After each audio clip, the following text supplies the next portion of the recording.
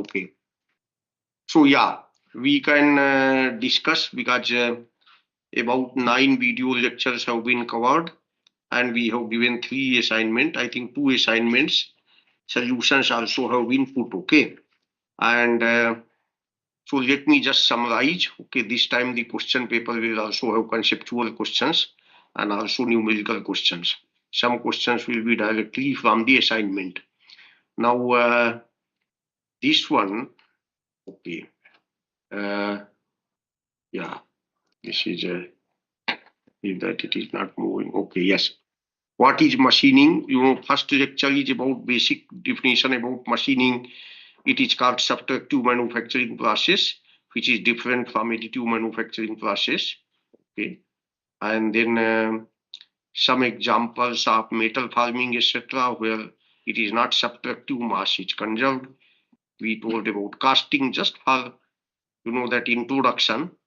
Additive processes like 3D printing, and our focus is on machining. So we started with the basics of the cutting tool. Okay, cutting tool is generally made in the form of wedge so that you can get a force amplification. Basically, wedge is a force amplifier. Okay, so if you put load P, then you get a lot of normal force in, and that will cause compressive stresses and it will cause the failure of the material. So that is the basic concept. Then we introduce you about various type of machines which one should know, because in workshop, lathe machine, drilling machine, milling machine, mechanics. So now it is mechanics of machining basically. Okay. So mechanics of machining means basically it is the application of physical science to understand the forces and temperature, etc. Now we can now concentrate the machining of metals. Okay, so we have first lecture is on deformation of metals. So it is dark bone samples. Okay, some elastic deformation is taking place, stress, strain, okay, and the fracture. So you know that this is a typical curve for mild steel. Okay, but all materials will not have that type of thing. Aluminium will have no definite yield point shown, and in a cast iron you have directly fracture because it is a brittle material. Now we have told that because here we encounter a lot of forces and change in the lot of deformation, so definitions get changed. Suppose you define engineering stress, that is load divided by initial cross sectional area, and engineering strain is change in length divided by initial length, but 2 stress will be load divided by current cross sectional area. So 2 stress is generally keeps on increasing in tension because you know that size reduces, and 2 strain means is also defined here. And so it is about now there is a relation between 2 stress and 2 strain that we have written, and similarly 2 strain, if we define infinitesimal incremental 2 strain, that is infinitesimal change in length divided by current length, and then we get a relation between engineering strain and 2 strain. Okay, so these things are used in modeling of the metals during manufacturing. Okay, so this topic has been covered here, and then we also defined yield stress, plastic behavior of the material. Suppose you load material up to some, then you unload it. Unloading is elastic. Okay, that means it is parallel to this slide. Okay, and then different type of models, rigid plastic, where we assume that we neglect elastic strain. Strain hardening, that means if you put more low strain, then it becomes hard. That type of thing was also covered. And viscoelasticity, hysteresis, Pausinger effect. Okay, these things just for introduction they have been given, and about the stability effect of hydrostatic stress. Then generally this is a very popular model actually in machining. Okay, if we in any finite element package, etc., they may use Johnson and Cook's model. Okay, not only in machining, in other areas also. This is a very good model because why it takes into account strain hardening, A plus B epsilon to the power n. Is it not? N etc. You can find out they may differ from material to material, these constants. But what it says that as you increase the strain, material becomes hard. And similarly, other term in bracket, it says that effect of the strain rate. Strain rate increases means flow stress or its strength increases. And the third term is basically in the curly bracket, that is the effect of temperature. So more is the temperature, softer is the material. So that effect is also taken. So it is a general which can fit many materials, but these constants like A, B, C and M, etc., that you have to find out because it may differ from material to material.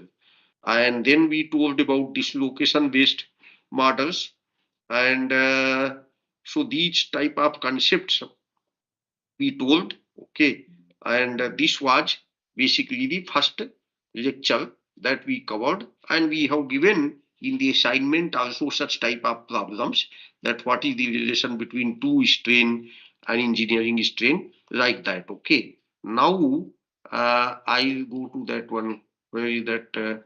This one. Okay, this. Yeah, day one, day two. Okay, this one. Okay, so Kingston. Okay, yeah, this one. Okay, yeah. So lecture two. In the lecture two, we talked about this one, mechanics of plastic deformation. Okay, it is the second lecture, so we discussed more in detail. If this is a most of the time in ductile materials, you can use Van Mises and Tresca criteria. Okay, because there is a plastic deformation there. Okay, so we use that type of criteria, and we discussed about that type of thing. And here, okay, we have discussed about experimental validation and very detailed thing about that plasticity. And of course that why material deform plastically, it is because of dislocations that is inside. Okay, dislocation model we have not covered that much, but we are telling at least that dislocation is a type of line defect. We can have slip vector. Okay, that means this is dislocation, edge dislocation and screw dislocation. Bulge. So it is something like you already studied material science. It is related to that. So that was in the lecture number 2. Okay. So something about plasticity and something, because this provides a background about this one. Okay. And then we go to lecture 3. Okay. Now in the lecture 3, we talked about machining processes. Okay, so machining processes are okay. So first thing, I am again repeating, a wedge shape tool removes the material in the form of chips. Tool is made in the form of a wedge. Why? Because we need force amplification. And machining processes can be single point tool operation, where there is one cutting edge. Point doesn't mean point, it means edge. Turning, boring, shaping, planing. You see, there is one cutting edge. Actually, in turning, you have side cutting edge and end cutting edge, but mostly side cutting edge is participating in the turning process. Then multi-point tool operations, you have milling, drilling, tapping, reaming, hobbing, broaching, sawing. Okay, so there are many cutting edges. Abrasive operations, grinding, many abrasive means abrasive elements are there, hardening, super finishing, and then straight turning. So I am showing straight turning, straight boring. It is very one often confuses this thing, that you see that when you are cutting by in straight turning, if you see carefully, then your chip thickness, this will be chip thickness, which is dependent on the feed basically. Okay, and chip width is dependent on the depth of cut. It is proportional to depth of cut. Many people confuse, they think that chip thickness is because of the depth, but it is not like that, because you are cutting sidewise. So therefore this goes the width, This is main mistake people do. Same thing happens in shaping and planing. So one has to pay attention to these type of things. And then you have plane milling, drilling. We have got broaching also, and then we have got broaching.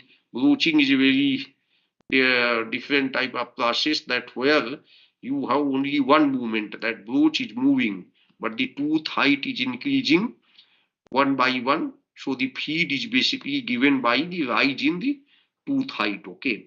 So then we give the concept of generatrix and directrix. Why the generatrix and directrix? Because suppose generating means, suppose some tool is moving, it is generating a line, but you keep moving, you direct the tool towards other direction, then you can get a plane surface. Similarly, if the tool is moving in a circular path and you move it in the other direction, axial direction, then you get a cylinder. Okay, so that concept is there. Then we came in much detail. Tool looks very simple, but you know, small things.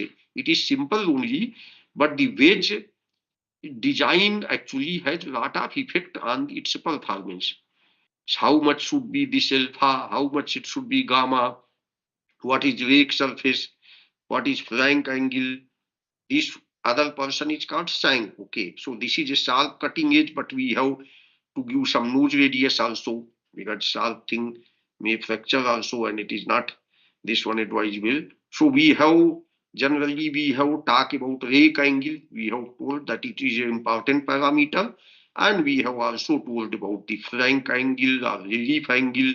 That type of thing also has been done, and we have talked about chip. Okay, this is this one oblique cutting, and this is here you have chip cutting velocity, and this is about this. And oblique cutting means it is inclined. Okay, that here the cutting edge is perpendicular to this one velocity vector. Okay, cutting edge are perpendicular to the direction of cutting velocity, but here it is inclined. Then types of conti chips. Okay, depending on different type of chips, you can get different type of, you know, that performance. Continuous chips are considered somewhat good, but continuous chip with built-up edge is bad. Built-up edge means it will be called type 3. That means material will stick. Maybe it will may get fused as well to the tool, and again it fragments. So it causes poor surface roughness. Discontinuous chip is also there mostly in brittle materials, and it is not only dependent on material, it is dependent on cutting conditions. And sometimes even the, if you do online observation of the chip, then you can tell about the health of the machining. Okay, so nowadays with modern things, we are putting sensors and camera, etc. So this can be become a major. This idea just I am giving to this one. Most of the people are doing research, and maybe some industries are using also. See, built up edge is not desirable.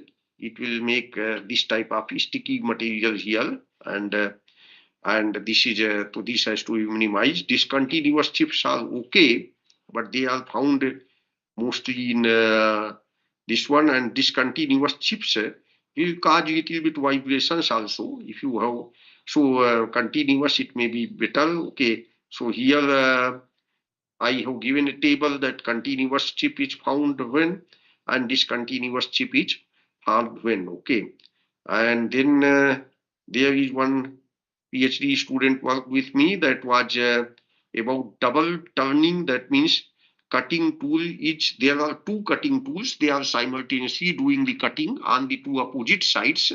So this balances the force. Okay, so it may provide better accuracy. Okay, and then we are showing the chip dimensions. Okay, and then after that there is one thing, that one concept of span GPFL we have told. There is a minimum undeformed chip thickness below which chip will not form. A small triangular portions that should have been removed is left. This is called span GPFL. Due to this, surface roughness increases. I mean to say, generally it is believed that as the feed increases, then the surface roughness reduces. But I have observed that at a very low feed, surface roughness will be poor. So there has to be some minimum feed, okay?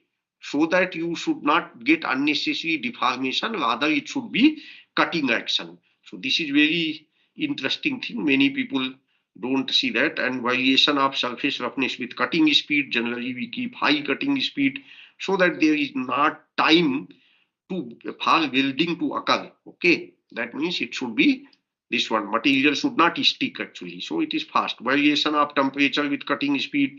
With cutting speed, temperature increases. Then, as I told, that classification of chip was done by Ernst in 1938 only. He said type 1 discontinuous, type 2 continuous ribbon type, and type 3 is continuous chip with built-up age. And then sawtooth wave chips are also there, segmental chip. Sometimes we use chip blockers in the tool so that because if the chip is very continuous and it may hinder the machining process, it can spoil the surface finish. So we block the chip. Okay. So for that also we discussed. There are some research articles. So like that you have to design the tool, that you have to provide proper angle, and you also have to provide proper chip blocker, etc. Okay, that type of thing we do. Okay, so it is. I think there is no question in between. If there is anybody joined, no. So, okay, so here now after that we went to the tool geometry. Okay, means in detail. After telling about the cutting tool geometry. So main thing is that rake angle is of course very important, and other, but you see that here different angles are there. On the rake face you get crater wear, and on the this face you get flank wear. Okay, flank wear may affect your dimensional this one stability, the dimensional accuracy. So generally, a typical lathe curve tool will have many angles, and in American system that I am showing that mostly six type of angles and one node radius. Okay, so this is complete thing. It's called tool signature. But I also told that this is the tool signature and there is a sequence. Okay, you have to follow the same sequence. But I told that there are other systems also, and we can transform that tool from one angle to other angle.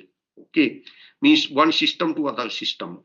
Okay, so this was discussed: orthogonal rake system, maximum rake system, normal rake system. So, and here I have given some practical values also, that how much rake angle is generally kept in different tools. There is a different type thing, but so this thing has been discussed in this lecture, and then finally we told about this one, say lecture 5. Okay, so here, yeah, conversion of tool angle, I think this is conversion of tool angle. Okay, so in this this topic is very important because you have to convert one system to other system. So it's not so obvious because it is three-dimensional thing is there. So a lot of mathematics is involved. Trigonometry is there, and you cut. I am showing the sections. I will not repeat the whole thing, but I am just showing that you get different type of, in different systems you get, and then you may have this one principal flank angle, normal rake angle, inclination angle. Okay, and ORS to ASA. So how do you transfer ORS to ASA? So complete derivation is done. Many ways one can do. One can use 3D coordinate geometry. So for example, if you have ASA system, from ASA system and in ORS system you have inclination angle. So inclination angle is actually given by sine gamma p tan alpha b minus cos gamma p tan alpha s.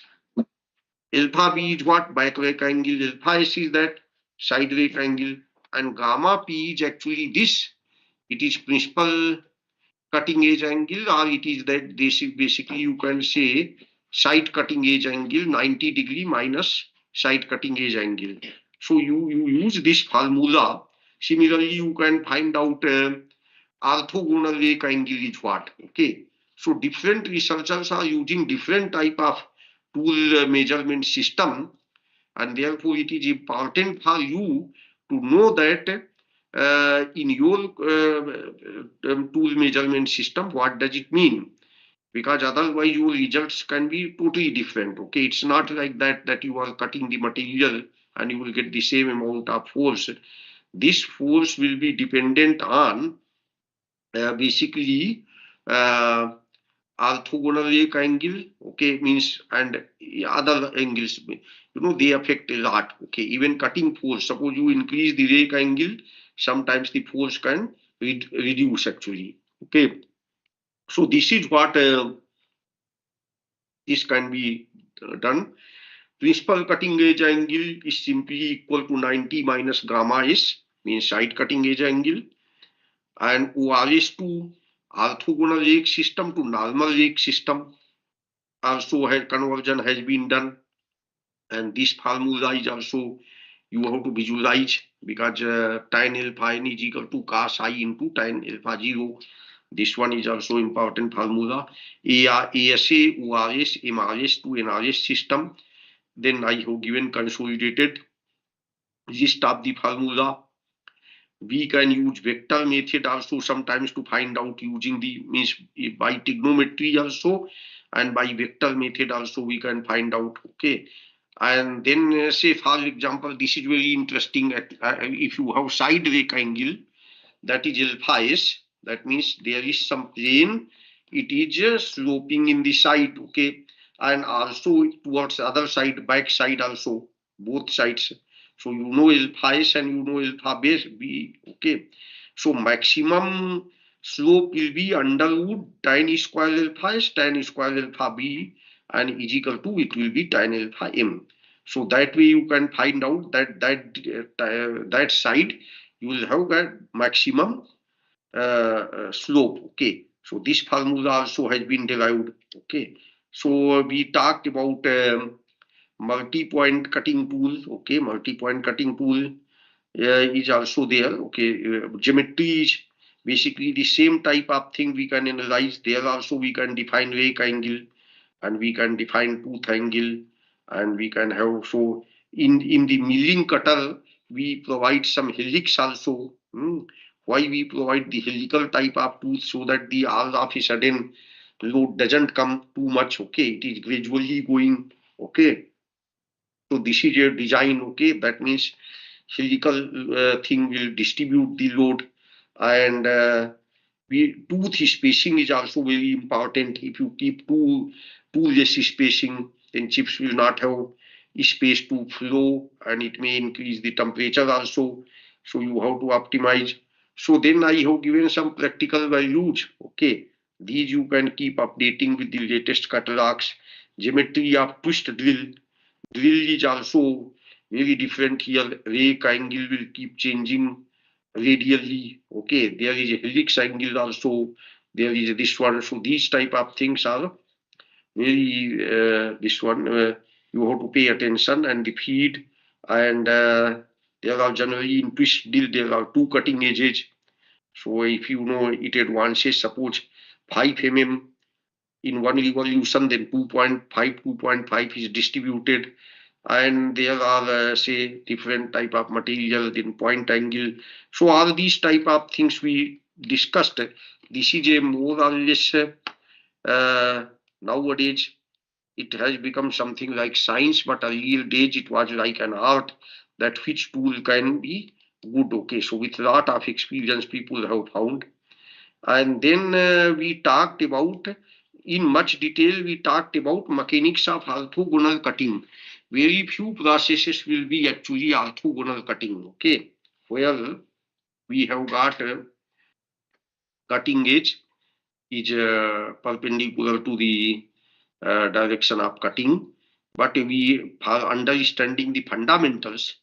This is very good. Okay, so here you have only say two angles are shown in orthogonal cutting, that is rake angle and this is relief angle.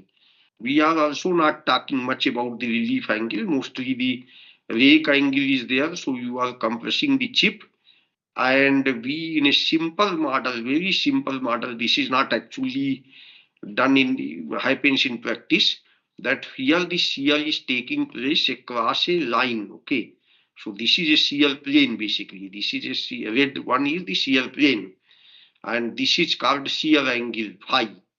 So by geometry, that how the chip goes, you have got this relation T1 by T2 is equal to sine phi cos phi minus L phi is equal to R. So T1 is basically called uncut chip thickness. In orthogonal turning with a zero side cutting edge angle, it can be called as the feed. Okay, so T1 is that, and T2 is the after the chip has been made. So chip thickness you can measure also. Chip thickness can be measured easily. Okay, and it becomes a T2. So T1 by T2 is equal to basically R. That we call as a cutting ratio. Now it is interesting that in the cutting, your objective is only to cut the material, is it not? You are not interested that there should be plastic deformation. So maybe ideal situation is that T1 by T2 should be equal to 1. So in that situation, that whatever you are cutting, same thing is just shearing, and I don't have to do any work in deforming. So that is the ideal situation. But in the practical situation, thickness will spread, means it will thickness will increase. That means there is chip compression. So this can be also a type of parameter that you know that if you can achieve that something cutting where there is no chip compression, then that is very good. But so generally you will have this one. So T1 by T2 may be 0.5 also, it may be 0.6 also. Anyway, and as you see that it is also dependent on alpha also. Okay, sine phi by cos phi minus alpha. If you see simply, so it is very this one. So R is known as cutting ratio, and cutting ratio is always less than 1 because T2 chip, actual chip will be more than always the feed you have taken, and 1 by R is known as chip compression ratio. So chip thickness and due to volume constancy it shortens. Okay, so that means since the chip thickens, therefore lengthwise it will become short. Okay, so now in 1941, Merchant, Ernest and Merchant, he gave a single shear plane model and he considered all the forces, etc. And it became very popular. Even now in the textbook, it is not too much. But actually, it is a very crude model. Still, it is somewhat okay. That means it can be, if you substitute the data with the experimental data, then perhaps it can make some sense. So he has given a merchant circle for diagram, which is nothing but it shows easily that how one force component can be transformed to other force component, and it is a FC and FT are measured by tool dynamometer.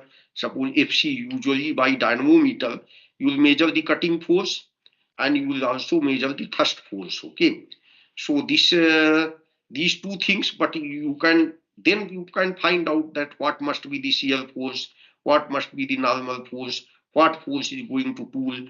Those type of things you can find out by relation. And if you find out in the tool that this is the tangential force on the cutting tool and this is the normal force on the cutting tool, then you can find out mu is equal to F by N.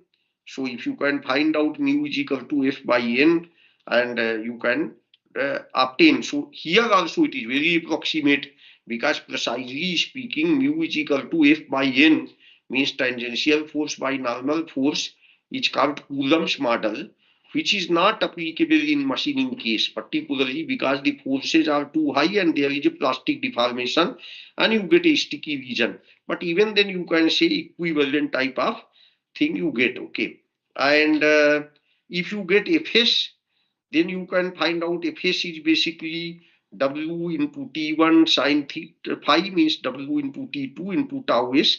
Tau s is the ultimate shear stress of the work material that you can put. So you can find out that this is the ultimate shear stress and this is what material does deformation. Okay, we have to, because if we can have to catch the breakage, naturally we should consider ultimate shear stress of the material. Okay, if you assume there is no shear strain hardening, then matter is different. You can say yield strength also, but generally ultimate thing will be taken and FC cutting force, and you can find out, and then you can find out once you estimate the cutting force. So you see that cutting force can be estimated from the shear force using the merchant force diagram, and you have to put these parameters. Lambda is the friction angle, lambda is equal to basically tan inverse mu. Okay, alpha is the rake angle, phi is the shear angle that you can and then you FC, and FC into V will be W. So you see W will become a function of phi. The question is that how do we find out phi? Because W has become phi, and phi is the shear angle which is happening inside the material, but we don't know. So we minimize the power as the actual power is expected to the minimum.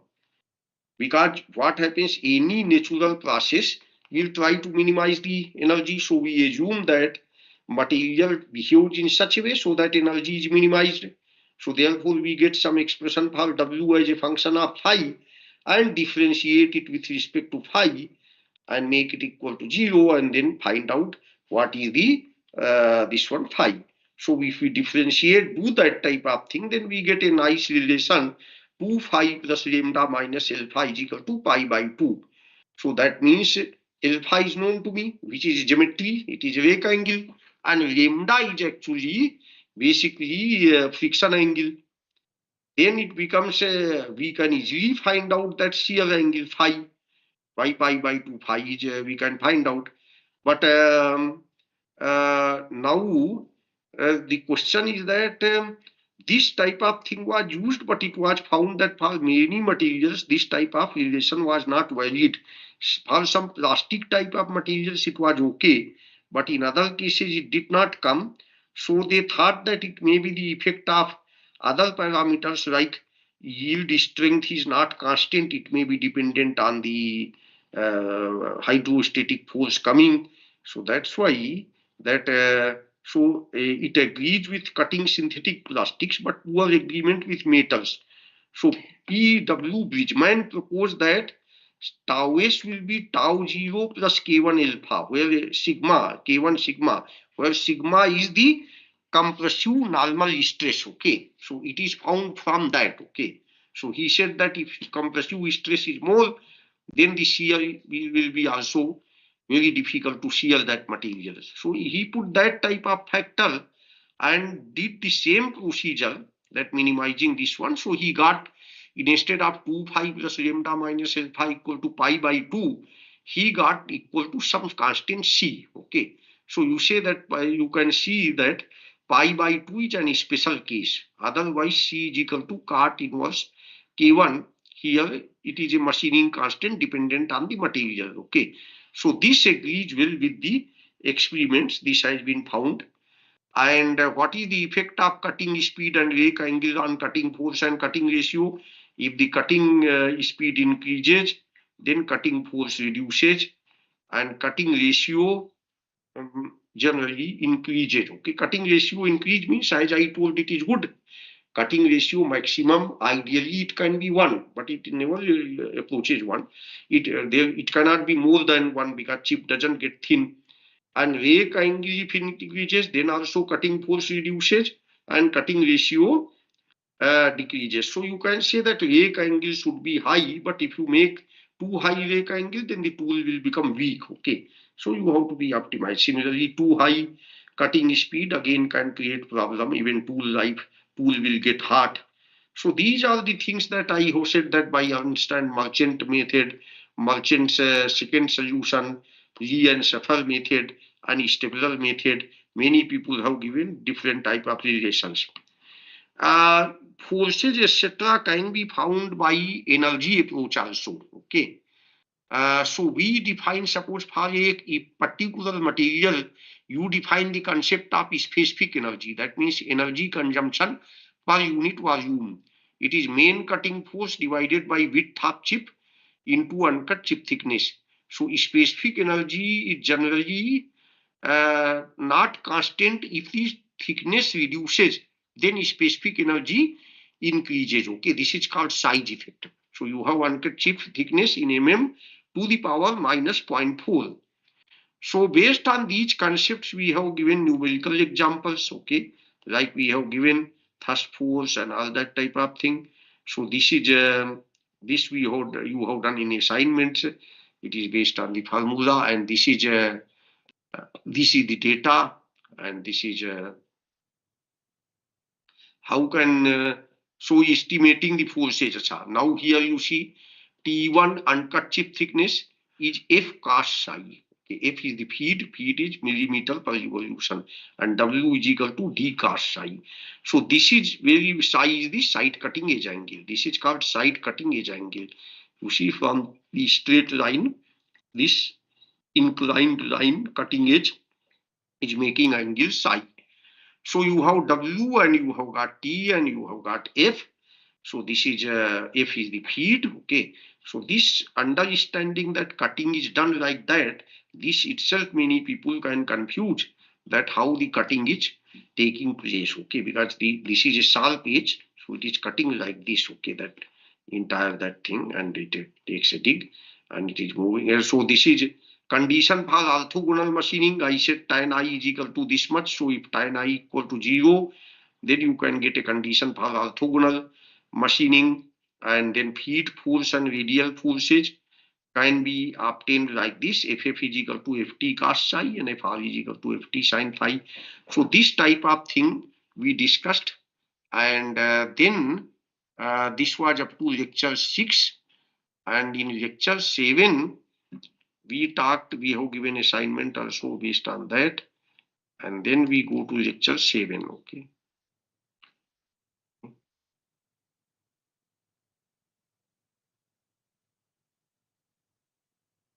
This is not opening lecture 6. Okay, up to lecture 6 we have already opened. Lecture 7 is taking more time to open. Oh, it is because of this file. This got hanged. Okay, let us see. Let me just control Alt delete. Okay, I can do that. Okay, control Alt delete. Okay, let us say that task manager. This is not opening, not responding, so we can do that. Okay, this is task manager. Okay, task manager, Microsoft PowerPoint. Okay, and in task. Okay, fine. Yes, okay. This is yes. Why it is happening here? Control Alt Delete. Yes, okay. So, task manager. So this is it opening, or it is where it is hanging? Okay, background process. Something Google Chrome 0%. Okay, I think that you have to maybe you have to adjust it. Something we have to stop sharing, and again maybe we can again share.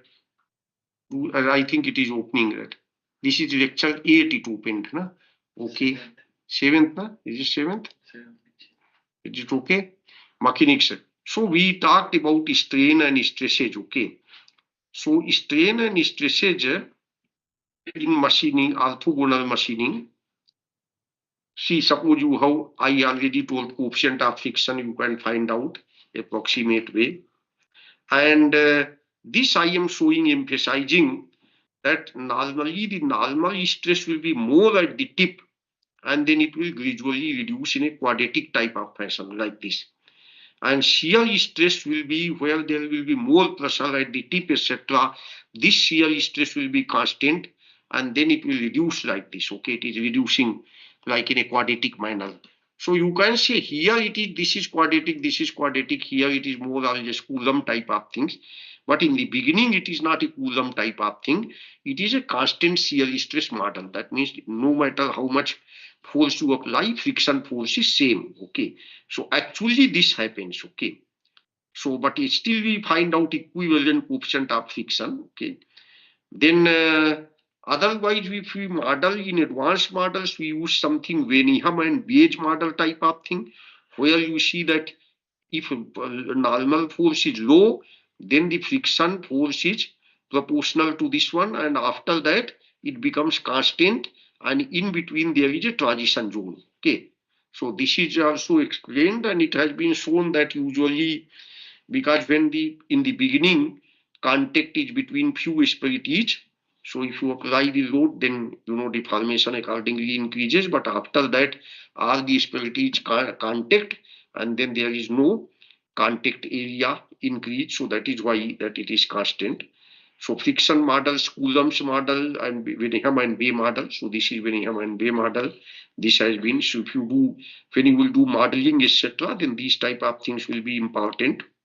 Okay, velocity dependent friction, that friction angle is proportional to friction is dependent on the velocity. Okay, so you don't say F is equal to, but F0 Vc to the power P, but P is generally negative, say minus 0.07. And then you have shear stress, and then you have normal stress. So shear stress, how do we find out? Suppose we assume that average shear force is Fs, then we can divide it by shear area As. Okay, and As will be what? B is the chip width, T by sine phi, because T by sine phi means chip area, and normal stress Fs by Fn by As. Then we also define shear strain. We explain that, okay, how to visualize that, and then we have to say it is equal to cot phi plus tan phi minus alpha. So you can see very well that if alpha increases, then shear strain decreases, okay, because it is tan phi minus alpha, and then cot phi. Okay, so that means if phi increases, shear angle increases, then shear strain decreases. Okay, so that type of thing is also there, and shear strain can be also expressed in terms of the chip compression ratio. Chip compression ratio is T2 by T1. It is opposite of the cutting ratio, and this I have proved here. Shear strain is given by shear strain rate. That is, you divide by time, so it can be roughly, it can be said Vs divided by delta y, where delta y is the distance between this one, and reasonable value of delta y is 225 into 10 to the power minus 4, and by that method shear strain comes very high, 10 to the power 5 per second. But this has been counteracted, means it is a debatable thing. I'll tell, first you see chip velocity, shear velocity, these relations also have been described. And then Victor Piastko has written many papers where he has, that criticized this type of thing, and he has said that this type of model, merchant shear force model, is not correct. There he has said typical strain rate were used for tensile test is minus 10 to the power minus 3 per second, and for impact test it is 10 to the power 3 second, but in machining it says 10 to the power 5, so which he feels is not proper. In fact, strain rate measurement has not been properly done.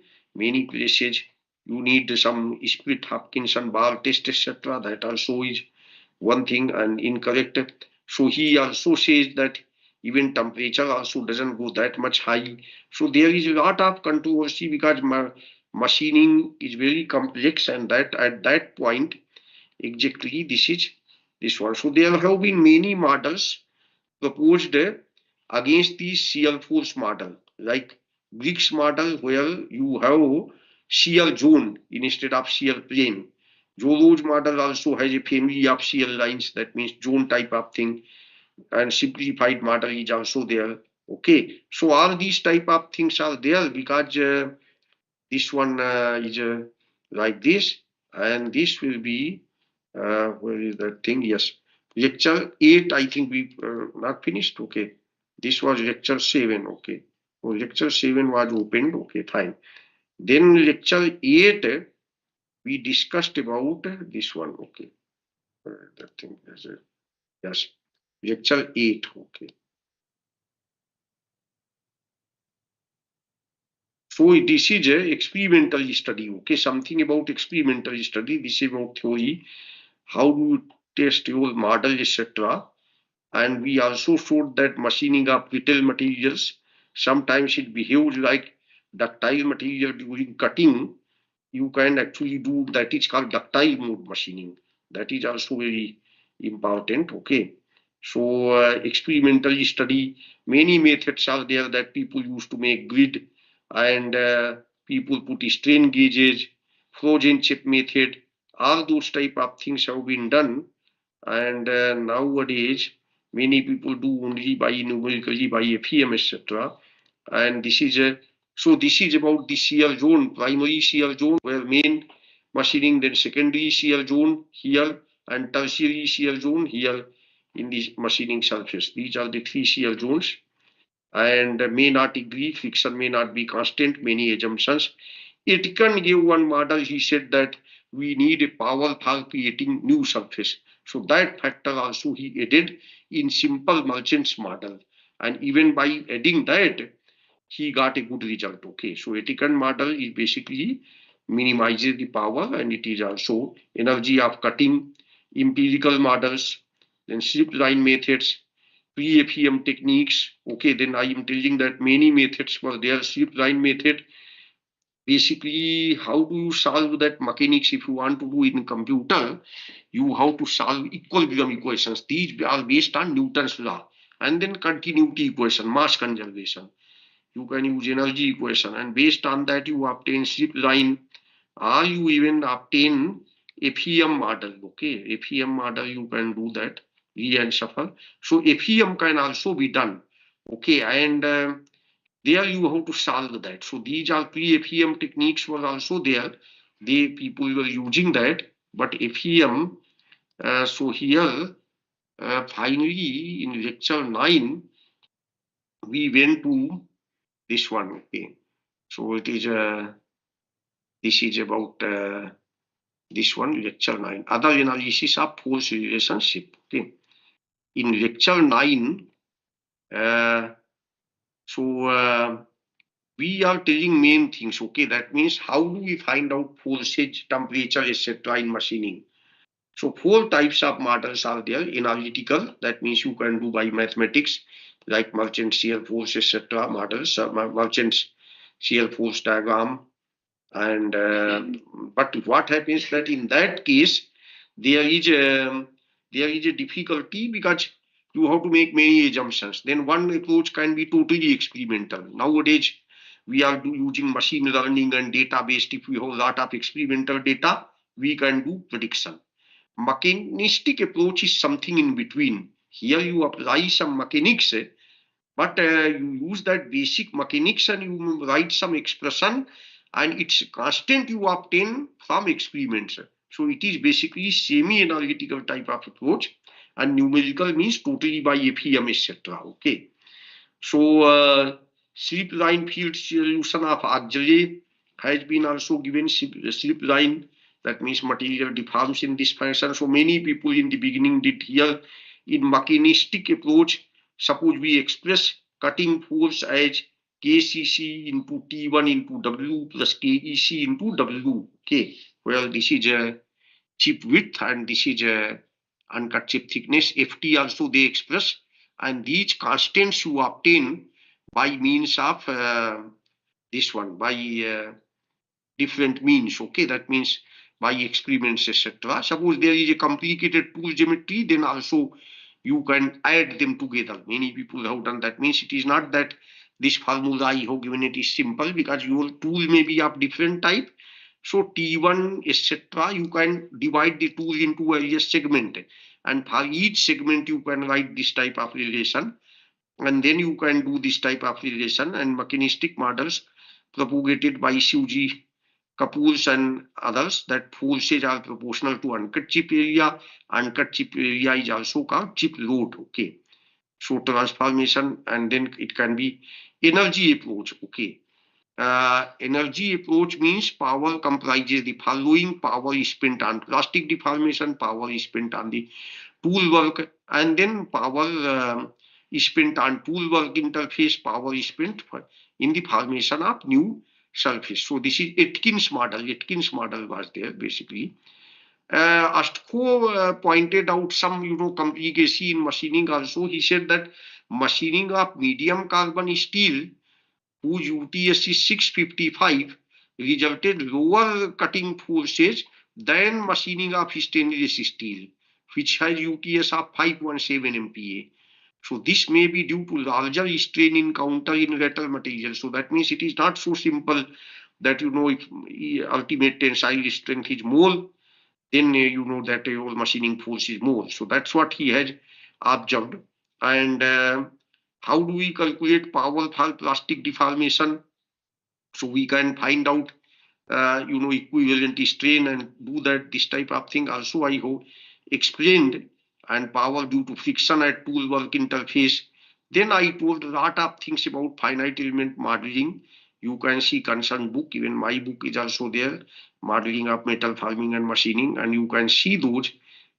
This is very simple orthogonal model, but here are some, what are the issues. At least you will get the idea that governing equations are what, stress strain relations are also there, and strain rate is connected with the velocity. Then how the deviatoric stress is related with the strain rate. Okay, 2 epsilon this one, and this is given like that, and this is proportionality factor eta 2 is proportional to strain also here. That means it is dependent on strain rate in this manner. Okay, so this is what equation of motions have to be used. Okay, which is, as I told, it is basically Newton's second law but expressed in terms of stresses, and continuity equations have to be used.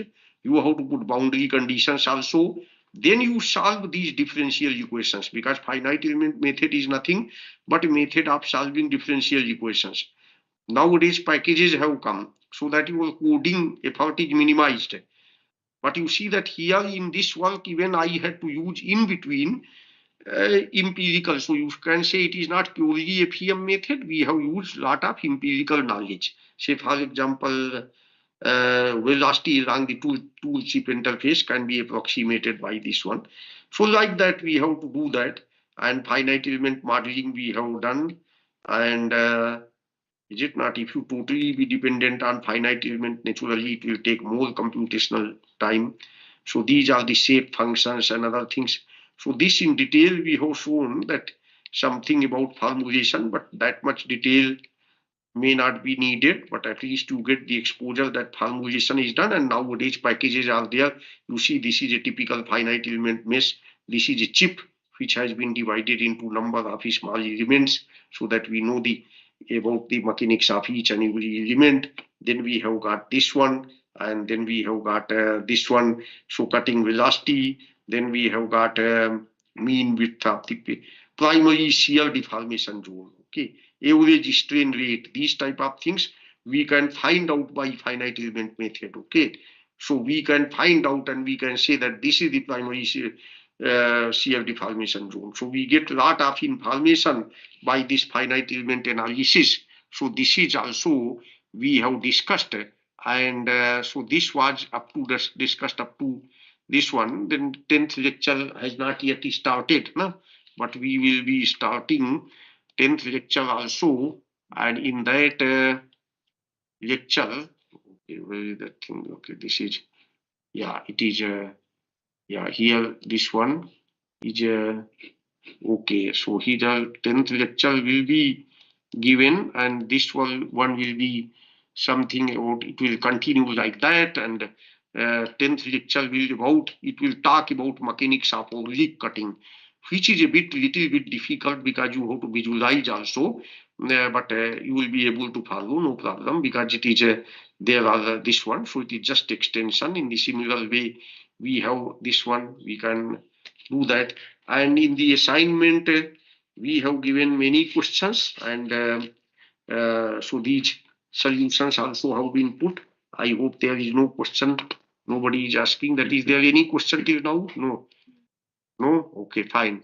And then about the solution of assignment 2 is given, and assignment 3 has been given. Okay, so we have given mostly multiple choice questions in this. Okay, and so that you can get practice.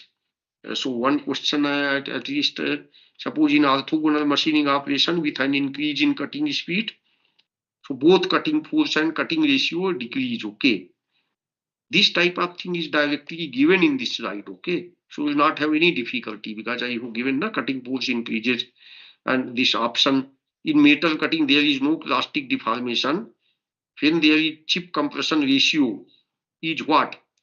So if chip compression ratio is 1 and cutting ratio is also 1, in that case there will not be any plastic deformation. Okay, so this type of thing, basically these are some review type of questions, and some questions which need use of calculator, you have to do calculation. Okay, so I hope that with these things, okay, this can be this one, and we can have this one, and yeah, so we have almost more than one misses criteria. There are questions about that, and then the subsequent part, there will be one lecture on the CNC machines also, and there will be one lecture on non-traditional machining processes also, which will be mostly descriptive type. And one small book is there, Introduction to Machining Science by G.K. Lal, which we are following as a textbook. That book you can see. Okay, and in that are the things in the at the end there are numerical examples also given in that book. Those numerical examples can also be practiced. Okay, and we will of course come to the thermal aspects of machining. Okay, small things in I have talked in experimental method like gauge factor, concept of the gauge factor. Okay, that means it is usually we keep that we define the this one like G is the gauge factor where you have the ratio of this one like gauge factor G, strain gauge is factor G like strain. Okay, is equal to 1 by G delta R by R, like in Wheatstone bridge. So gauge factor. So gauge factor is more. That means the if you have a small strain also, then there will be some significant change in the resistance in the Wheatstone bridge. Okay. Now, so strain gauges are there, and nowadays we use piezoelectric type of sensors. Okay, which give the forces, etc. So all these type of informations are there in the your video lectures as well as your textbook, GK last book on that thing. But the tool angle thing, that you have to put some effort, you visualize, you try to do that, because it is a practice of engineering drawing also, like how 3D things comes, how. So generally one kind you can make your own, you can take thermocol, and with that you can make your own cutting tool, and then you can see that, visualize the angles, etc. This is very important because many people have difficulty, they only understand 2D, but here 3D things are there. Okay, so now yeah, so I with this I think that we have almost concluded. Okay, if there is any question, then the students can ask even by email, they can contact me. Okay, they can see my profile, and then they can find out any questions, and then we will help, and that is all. Okay, so this I think we can conclude because it is almost 1 hour we have spent, is it not? That here, what is the time? Let us see that. Okay, because we have been, yes, this is, yeah, this is 5:14. Okay, so we started basically at 4:15, and we have summarized the whole thing. Okay, and it is a standard subject, so there are may not be much questions here now, and you are following video lectures, so it is fine. I think we can close. Okay, yes, okay, fine.